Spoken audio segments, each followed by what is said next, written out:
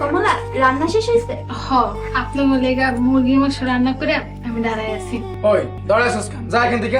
আহা, তুমি এইভাবে ওকে বকতেছো কেন? বাহ কমলা, তোমার রান্না থেকে তো অনেক সুন্দর সুগন্ধ আসতেছে। হ, আপনি না মুরগি খেতে চাইছিলেন, এর লেগে আপনার লেগা মুরগি রাঁধছি। আয় কমলা, তুই এখান থেকে যা, আমরা নিজেরা খাই নিতেছি। আপনারা খান, আমি একটু দাঁড়ায় দাঁড়ায় দেখি। ওই তুই দেখা কি করবি? কিছু না তো, দেখলে একটু শান্তি লাগতো। তুমি ওর সাথে এইভাবে কথা বলো কেন? আরে বোঝো না, কামের মায়া, বেশি কথা কয়। আচ্ছা এখন বসি, দেখি ও কি রান্না করছে।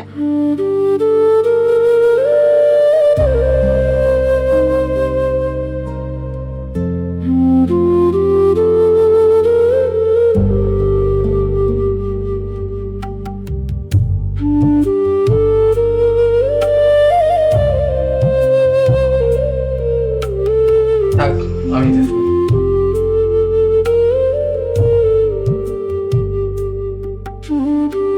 কমলা, রান্না তো অনেক মজা হয়েছে। মজা হয়ে আর কি হইব, তাও তো আমার কেউ পছন্দ করে না।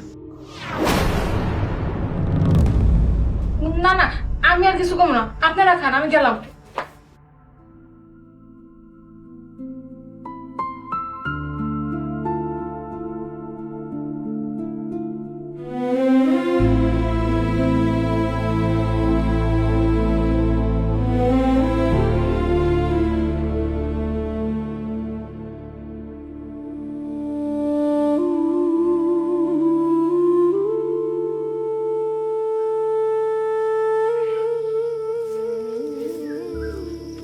কিরে সীমা, তুই কান্দছিস কে? ভাইজান সাদিয়ারে নিয়ে আইছে, বিয়া করব। সাদিয়ারে নিয়ে এসে বিয়া করবো তো তুই কান্দছিস কে? আমার কমলা ভাবির জন্য অনেক খারাপ লাগতাছে। চল, ওরে আমি বাড়ি থেকে বাড়ি করে দেবো, বিয়া করতে দিব না, চল। না, তারাইবা না, এই বউ অনেক সুন্দর আছে। বউ সুন্দর আছে বইলে কি কমলারে কষ্ট দিয়ে বিয়া করাইবা? কমলা একটা গোয়ার, জানো না? না আম্মা, কমলা ভাবি অনেক ভালো। একটা সর দিন। আরে এই বউ বিয়া করালে সমাজ আমাকে মুখটা উজ্জ্বল হইব। তাইলে আগে কমলারে বউ বানায় আনলা কেন? আগে কি জানতাম কমলা এমন খ্যাত, অশিক্ষিত, মূর্খ, দেখতেও তো ভালো না। ও, কমলা অশিক্ষিত মূর্খ খেত না?